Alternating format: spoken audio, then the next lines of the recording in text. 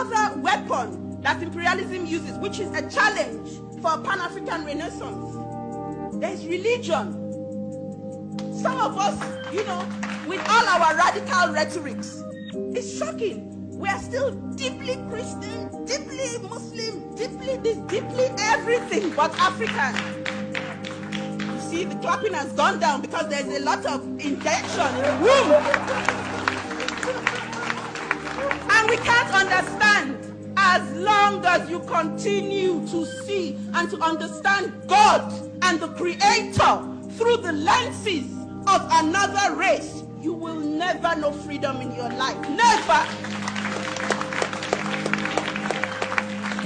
Religion is a cultural understanding of the spiritual. That's why Indians are Buddhist and these Jews are that and this and that. It's just an expression, an attempt to understand, the supernatural.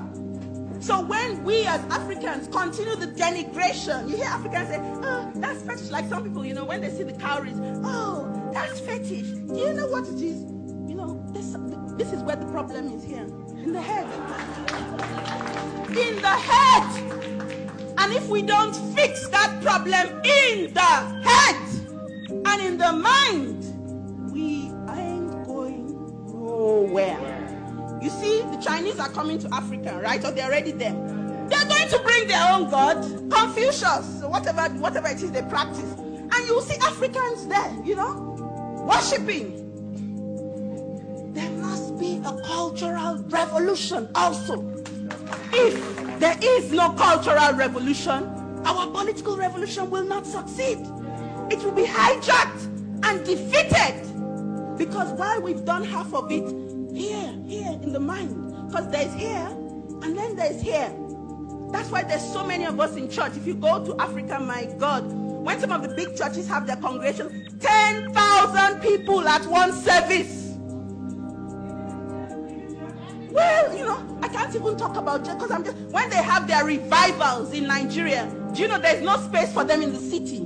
They have to give them space outside.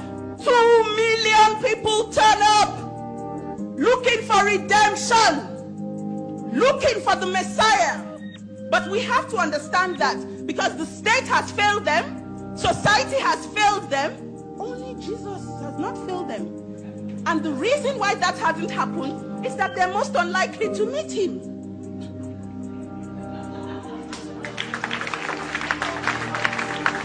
The same thing.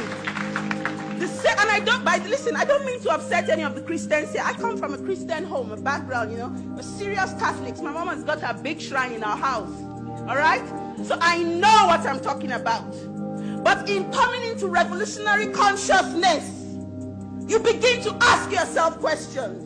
You begin to free your mind. If we want to get free. Because there's some of us who don't want to get free. I must tell you that. There are lots of, they want to be a bit more comfortable. They want to have access to the same privileges that white people have. Not understanding that Europeans had to steal our resources and murder our people before accessing those privileges. So, for those Africans who want the same privileges, I always advise them to go and look for a brand new race of people that they can exploit.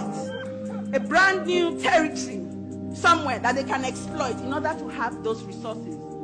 Because some of us want orange juice without oranges. We want freedom without struggle. That's what some of us want. That's why we wait for the Messiah. Because you see, the Messiah is going to bring it, you see. We'll be folding our arms like this, and the Messiah will bring it right up to us. Say, here you go, good people. You deserve it. You're deceiving yourselves. And if we're not careful, in the next 30, 40, and 50 years, our children will come again, whether we assemble in London, in Lagos, in Accra, in wherever, and have the same discussion all over again.